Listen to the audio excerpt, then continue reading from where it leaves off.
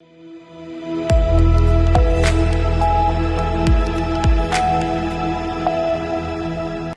आप देख रहे हैं सी न्यूज भारत। मैं हूं आपके साथ प्रिया श्रीवास्तव। स्वागत है आपका आज की न्यूज बुलेटिन में। इस न्यूज बुलेटिन में बात होगी अलग अलग राज्यों की खास और चुनिंदा खबरों पर। देश भर में क्या कुछ चल रहा है खास बताएंगे आपको इस बुलेटिन में। साथ ही शासन से लेकर प्रशासन तक कौन से मुद्दे बने, जनता के मुद्दे, इन सभी पहलुओं पर डालेंगे नजर इस बुलेटिन में। खबर अकोला से, जो तहसील अंतर्गत भाभुम गांव निवासी दीपक भीमराव इंगले द्वारा गांव से गुजरने वाले राष्ट्रीय राजमार्ग पर अवैध ऑटो पार्किंग के खिलाफ तहसील कार्यालय में शिकायत दर्ज कराई गई थी, जिस पर गंभीरता से संज्ञान लेते हुए तहसीलदार और कार्यकारी दंडाधिकारी ने उप प्रादेशिक परिवहन अधिकारी को आवश्यक कार्यवाही के निर्देश दिए हैं। शिकायत के मुताबिक महामार्ग के अंडरपास और सड़क किनारे अनाधिकृत रूप से खड़े होने वाले ऑटो के कारण यातायात लगातार बाधित हो रहा है, जिससे जाम की स्थिति बनने के साथ स्कूली बच्चों, बुजुर्गों और राहगीरों के लिए दुर्घटना का खतरा बढ़ गया है। इस समस्या के निवारण के लिए तहसील प्रशासन ने आरटीओ विभाग को संबंधित चालकों के विरुद्ध सख्त कानूनी कार्यवाही के निर्देश जारी किए हैं, जिससे स्थानीय नागरिकों में सुचारू यातायात व्यवस्था की उम्मीद जगी है। अकोला से सी न्यूज संवाददाता प्रवीण बाहुरवाग की रिपोर्ट। बदायूं के मुजरिया थाना क्षेत्र के अंतर्गत रफीनगर के पास तेज रफ्तार अज्ञात वाहन ने एक बाइक सवार को जोरदार टक्कर मार दी, जिसमें बाइक सवार युवक की मौके पर दर्दनाक मौत हो गई। मृतक की पहचान सुबोध कुमार के रूप में हुई है, जो संविदा लाइनमैन बताए जा रहे हैं और कचला गंगा घाट से गंगा स्नान कर वापस लौट रहे थे। हादसे के बाद मौके पर पहुंची पुलिस ने शव को कब्जे में लेकर पोस्टमार्टम के लिए भेज दिया है। घटना के बाद परिजनों में कोहराम मच गया है और पूरे परिवार का रो रो कर बुरा हाल है। पुलिस मामले की जांच में जुट गई है। हमारे छोटे सुबह गंगा स्नान के लिए गए थे, फिर उधर से काफ़ी देर हो गई, नहीं आए तो घर से फ़ोन किया गया। उसके बाद फ़ोन किसी दूसरे पर्सन के द्वारा रिसीव किया गया। वो बोले कि हम दीवान जी बोल रहे हैं और इनकी जो है बाइक रोड पर डैमेज पड़ी हुई है और ये गड्ढे में पड़े हुए हैं, सुशीला देवी इंटर कॉलेज के पास में। खत्म हो गए? हाँ, एक्सपायर हो गए। बदायूं से सी न्यूज संवाददाता नईम की रिपोर्ट। 12 से सी न्यूज संवाददाता 12 अटरू विधानसभा क्षेत्र में 45 डिग्री की भीषण गर्मी के बीच विधायक राधेश्याम बैरवा ने आपका विधायक आपके द्वार अभियान के तहत ग्रामीण इलाकों का दौरा कर आमजन से सीधा संवाद किया। इस जन संवाद यात्रा की शुरुआत अटरू के चरडाना गांव से भाजपा जिलाध्यक्ष नरेश सिंह सिकरवार द्वारा की गई, जिसमें पूर्व जिला प्रमुख नंदलाल सुमन, जिला महामंत्री महावीर सिंह हाड़ा, मंडल प्रभारी मुकेश केरवालिया सहित अन्य वरिष्ठ नेता मौजूद रहे। यात्रा के दौरान विधायक बैरवा ने चरडाना, अरडाना, बहादुरगंज और बगली गांवों का दौरा कर ग्रामीणों की पेयजल, बिजली, सड़क और चिकित्सा जैसी मूलभूत समस्याएं सुनी और संबंधित अधिकारियों को मौके पर ही उनके निस्तारण के निर्देश दिए हैं। 12 से सी न्यूज संवाददाता पंकज राठौर की रिपोर्ट। खबर बुल्ढाना से, जो जिले के जलगांव जामोद तालुका के राजूरा डैम इलाके में खेत में बने कुएं से 5 लाशें मिली हैं। जलगांव जामोद तालुका के भाले अंजन गांव के विजय मूसा केराडिया ने पहले अपने बच्चों प्रीत केराडिया, प्राची केराडिया, पूर्वी केराडिया और पीयूष केराडिया को राजूरा डैम इलाके में कुएं में धकेल दिया और फिर आत्महत्या कर ली। पुलिस सूत्रों के मुताबिक जानकारी के मुताबिक कल घर के झगड़े की वजह से उस आदमी की पत्नी अपने मायके चली गई थी। सुबह जब यह आदमी घर का काम कर रहा था तो उसके पिता ने पूछा कि तुम खुद काम क्यों कर रहे हो, पत्नी कहां गई। पूछने पर विजय कराडिया ने घर के झगड़े की वजह से अपने चारों बच्चों को कुएं में धकेलकर आत्महत्या कर ली। पुलिस मौके पर पहुंची और शवों को बाहर निकालकर पोस्टमार्टम के लिए जलगांव जामोद ग्रामीण अस्पताल ले जाया गया। बुल्ढाना से सी न्यूज संवाददाता संदीप सावजी की रिपोर्ट। खबर रतनगढ़ रेलवे स्टेशन पर जयपुर से बीकानेर जा रहे भारतीय जनता पार्टी के प्रदेश अध्यक्ष मदन राठौर एवं प्रदेश महामंत्री भूपेंद्र सैनी का भाजपा कार्यकर्ताओं ने साफा, शॉल और पार्टी का दुपट्टा पहनाकर भव्य स्वागत किया। ये संगठनात्मक प्रवास केंद्रीय गृह मंत्री अमित शाह के प्रस्तावित बीकानेर दौरे और तैयारियों के सिलसिले में था, जिसके दौरान स्टेशन परिसर देशभक्ति और पार्टी के गगनभेदी नारों से गूंज उठा। इस अवसर पर कार्यकर्ताओं को संबोधित करते हुए प्रदेश अध्यक्ष मदन राठौर ने कहा कि उन्होंने प्रधानमंत्री नरेंद्र मोदी के ईंधन बचाने एवं सार्वजनिक संसाधनों के दुरुपयोग के संदेश को आत्मसात करते हुए ट्रेन से यात्रा करने का निर्णय लिया। कार्यक्रम के दौरान जिला उपाध्यक्ष संतोष तालनिया, रतनगढ़ विधानसभा संयोजक अर्जुन सिंह, पूर्व नगर पालिका अध्यक्ष गोपाल मारू सहित सैकड़ों भाजपा कार्यकर्ता मौजूद रहे। ऐसे शब्द बोल रहे हैं जो उनको नहीं बोलना चाहिए। पहले तो उनको खुद के बारे में सोचना चाहिए कि वो जब सत्ता में थे तब 17 बार पेपर लीक हुआ। भजनलाल जी के राज में एक भी पेपर लीक नहीं हुआ। दूसरा, अब वो ऐसे बोल रहे हैं कि जैसे मैंने एनटीए के बारे में कहा कि तत्काल जो परीक्षा रद्द कर दी, अब वो कह रहे हैं कि एनटीए को मैंने धन्यवाद दिया। मैंने कब धन्यवाद दिया? तत्काल रद्द कर दी, ये अच्छा काम किया। विटासरा जी ने तो 2.5 साल गुजार दिए। लोग परीक्षाओं में पास साबित होने के बाद नौकरी पर लग गए।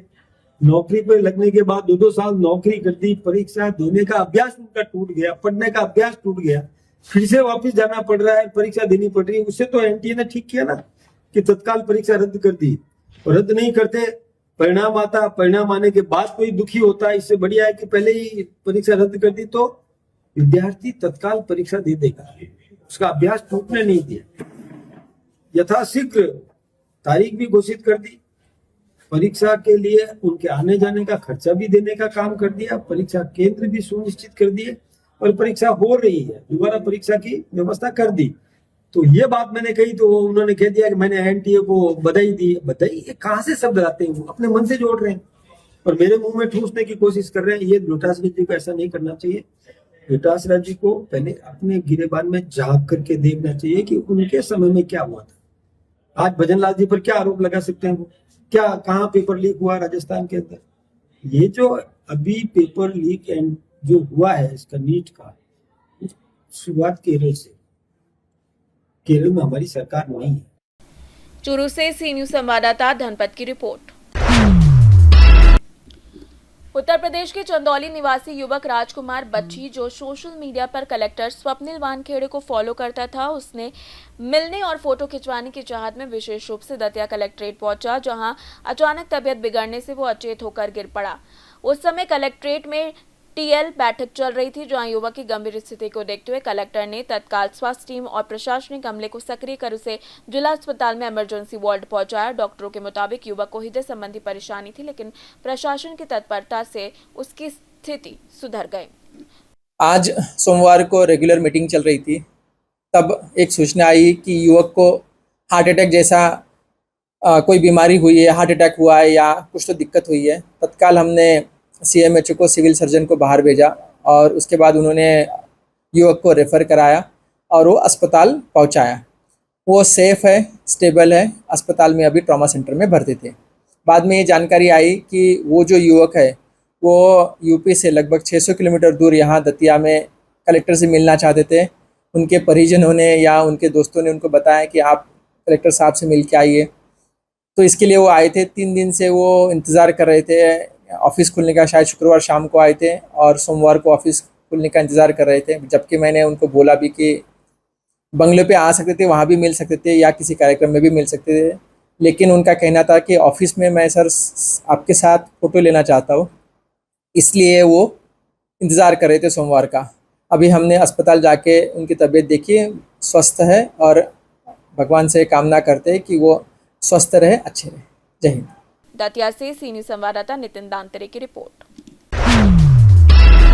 खबर देहरादून से, जहां उत्तराखंड कांग्रेस अध्यक्ष गणेश गोदियाल ने आरटीआई से मिली जानकारी के हवाले से श्री बद्रीनाथ केदारनाथ मंदिर समिति और प्रदेश सरकार की कार्यप्रणाली पर गंभीर वित्तीय अनियमितताओं के आरोप लगाए हैं।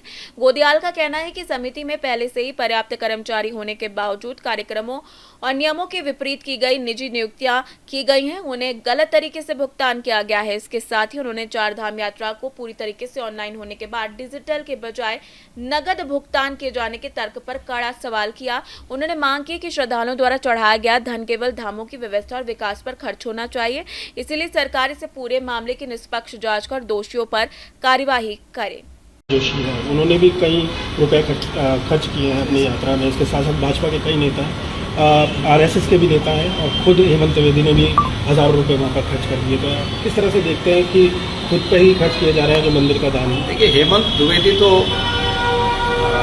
वहाँ के अध्यक्ष हैं और अध्यक्ष को जो सुविधाएं अनुमन्य हैं पीकेटीसी से, यदि वो उसमें शामिल है जो उन्होंने खर्च किया तो कोई बात इतर नहीं है।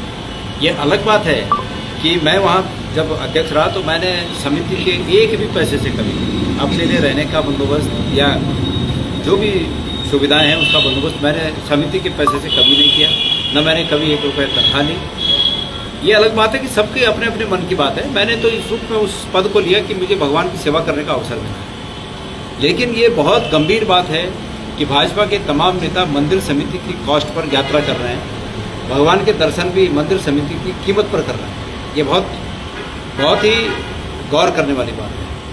मंदिर समिति को चाहिए कि जो इन यात्राओं पर मंदिर समिति का रुपया खर्च हुआ है, उन संबंधित सभी नेताओं को ये पत्र भेजें कि वो इतना रुपया जो उन पर खर्च हुआ है वो मंदिर समिति के खाते में वापस कर दें, जमा कर दें। ये उन लोगों के लिए भी अच्छा है जिन पे वो खर्च हुआ है, कि वो एक आरोप से बच जाएंगे कि भाई हमारी जानकारी में ये था नहीं था, वो जो भी बातें हैं, एक तो वो उस आरोप से बच जाएंगे कि मंदिर समिति का खर्च करके इन्होंने यात्रा की।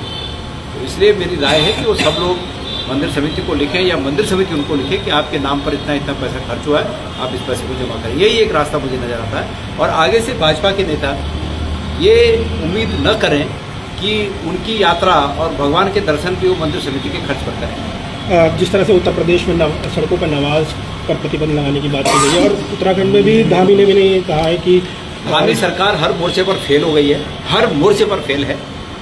ये बेरोजगारी को कंट्रोल नहीं कर पाए, बल्कि बेरोजगारी को और बढ़ाने में सहायक हो रहे हैं। ये जनता को संतुष्ट नहीं कर पाए, यहाँ तक कि अपने विधायकों को संतुष्ट नहीं कर पाए। आप जानते हैं कि आज एक पत्रकार साथी हेम भट्ट को सुबह 3-4 बजे पुलिस ने उठाया, ऐसे उठाया जैसे कि कोई गैंगस्टर हो, और बहुत प्लान करके इसको उठाया जाना होगा। इस प्रकार रात को 3-4 बजे सुबह उसको उठाया गया। तो जो अपनी सरकार को नहीं संभाल पा रहे हैं, उनके पास हिंदू मुस्लिमों को लड़ाने के अलावा ये जातिवादी बात करके, सांप्रदायिक बात करके, यही उनके पास एक सगुफा है। इसके अलावा उनके पास वो तो इनका कहना है कि कांग्रेस इसमें तुष्टिकरण कर रही है। हम तो मैं क्या तुष्टिकरण कांग्रेस कर रही है? मैं ये कहना चाहता हूँ कि जिस बात के लिए वो चुने गए हैं उस पर ध्यान दें, उल्टी बात न करें। वो कांग्रेस की चिंता के लिए नहीं चुने गए, वो जनता की चिंता के लिए चुने गए हैं। जिन मुद्दों के लिए वो चुने गए हैं उस पर ध्यान दें। एक से मुख्य चुनाव उत्तराखंड दौरे पे ठीक है, मुख्य चुनाव आयुक्त उत्तराखंड के दौरे पे हैं, वो अपना काम करें, और हम उम्मीद करते हैं कि जो भी वो करे वो नियम के अनुसार हो, कानून के अनुसार। देहरादून से सी न्यूज संवाददाता प्रवचन की रिपोर्ट। गुजरात से खबर है, जो वडोदरा के वाघोडिया तालुका पंचायत में कुल 20 सीटों में से भाजपा ने 17, कांग्रेस ने 1 और निर्दलीय ने 2 सीटें जीती थी, जिसके बाद नायब कलेक्टर दक्षेश मकवाना, तालुका विकास अधिकारी दीपेश पटेल और वाघोडिया तालुका भाजपा अध्यक्ष जयभाई जोशी की मौजूदगी में नए पदाधिकारियों का चुनाव संपन्न हुआ। इस चुनाव में जयाबेन राकेश भाई वसावा को तालुका पंचायत का प्रेसिडेंट और विष्णुबा हरिदत्त सिंह चौहान को वाइस प्रेसिडेंट चुना गया, जबकि विजय कुमार रजनीकांत पटेल को एग्जीक्यूटिव चेयरमैन, जगदीश भाई शना भाई परमार को पार्टी लीडर और प्रकाश भाई मनुभाई भालिया को दंडक नियुक्त किया गया। पदभार ग्रहण करने के बाद नवनियुक्त तालुका पंचायत अध्यक्ष ने क्षेत्र के अधूरे विकास कार्यों को पूरा करने के साथ साथ नए विकास कार्य कराने का भरोसा दिलाया। साथ ही उन्होंने इस जिम्मेदारी के लिए स्थानीय विधायक धर्मेंद्र सिंह वाघेला और वडोदरा जिला प्रमुख राजेश भट्टा ब्रह्मा भट्ट का विशेष आभार व्यक्त किया। હું જયાબેન રાકેશભાઈ વસાવા ભારતીય જનતા પાર્ટીએ જે મને પ્રમુખનું પદ આપ્યું છે તે બદલ ભારતીય જનતા પાર્ટીનો ખૂબ ખૂબ આભાર વ્યક્ત કરું છું। ડૉક્ટર બ્રહ્મભટ્ટ સાહેબ અને ધર્મેન્દ્રસિંહ વાઘેલા બાપુ, આપના લોક લાડેલા ધર્મેન્દ્રસિંહ વાઘેલા બાપુનો ખૂબ ખૂબ આભાર વ્યક્ત કરું છું। તમામ સભ્ય બોડીના સભ્યોને લઈને કામ પૂર્ણ કરીશ। જય હિન્દ, જય ભારત, ભારત માતા की जय। भारत माता की जय। आज रोज वाघोडिया तालुका पंचायतने भारतीय जनता पार्टी में बिनहरीफ प्रमुख जयाबेन राकेशभाई वसावा तरीके भारतीय जनता पार्टीए निमणूक करी है, અને એમને સંગઠન પ્રમુખ તરીકે હું એમને શુભેચ્છા પાઠવું છું। સાથે ઉપપ્રમુખ વિષ્ણુબા હરિદત્તસિંહ ચૌહાણને ભારતીય જનતા પાર્ટીએ નિમણૂક કરી છે, એ બદલ એમને બી હું ખૂબ ખૂબ આભાર પાઠવું છું। અને મને વિશ્વાસ છે કે તાલુકા પ્રમુખ અને તાલુકા ઉપપ્રમુખ વાઘોડિયા તાલુકાનું નામ રોશન કરશે। ભારતીય જનતા પાર્ટીએ જે વિશ્વાસ એમના પર રાખ્યો છે એ વિશ્વાસ એ લોકો કાયમ રાખશે અને સંગઠનની પાંખને જોડે લઈ અને અમારી ચૂંટાયેલી પાંખ સંગઠનની પાંખ જોડે રહી સમાજની સેવા કરીશું અને ભારતીય જનતા પાર્ટીનું નામ આગળ લાવીશું. માન્ય ભૂપેન્દ્રભાઈ પટેલ સાહેબને બી અમે કોઈ એવું નહીં થવા દઈએ અને અમારા લોકલાડીલા ધારાસભ્યશ્રીએ જે અમારા બધા પર વિશ્વાસ રાખ્યો છે એ અમે એમનો વિશ્વાસ નહીં તોડવા દઈએ. ભારત माता की जय. अस्तु. वंदे मातरम. गुजरात से सी न्यूज संवाददाता हुसैन मंसूरी की रिपोर्ट। खबर लातेहार से, जहां जिले की पंचायतों में 15वें वित्त आयोग मद से लगाए गए 551 आरसीसी बेंचों की खरीद में बड़े घोटाले का आरोप लगा है। सदर महुआ टाड़ और मनिका प्रखंड में साल 2025-26 के दौरान तकरीबन 1 करोड़ रुपए से ज्यादा खर्च किए गए, जबकि बाजार मूल्य के मुताबिक ये बेंच लगभग 25 लाख रुपए में खरीदे जा सकते थे। रिपोर्ट के मुताबिक एक बेंच की बाजार की कीमत लगभग 4,500 रुपए है, लेकिन सरकारी भुगतान औसतन 18,800 रुपए प्रति बेंच किया गया है, जिससे तकरीबन 78 लाख रुपए की अतिरिक्त खर्च की आशंका जताई जा रही है। कई पंचायतों में बेंच 1 साल के भीतर टूटने लगे, जबकि उन पर 2 साल की वारंटी दी गई है। भाजपा जिला अध्यक्ष बंसी यादव ने मामले की उच्च स्तरीय जांच और दोषियों पर कार्यवाही की मांग की है। वहीं डीडीसी मोहम्मद सैयद रियाज अहमद ने कहा कि जांच जारी है और गड़बड़ी मिलने पर कार्यवाही होगी। लातेहार से सी न्यूज संवाददाता बबलू की रिपोर्ट। फिलहाल इस बुलेटिन में इतना ही। देश दुनिया की बाकी और खबरों के लिए आप बने रहिए सी न्यूज भारत के साथ।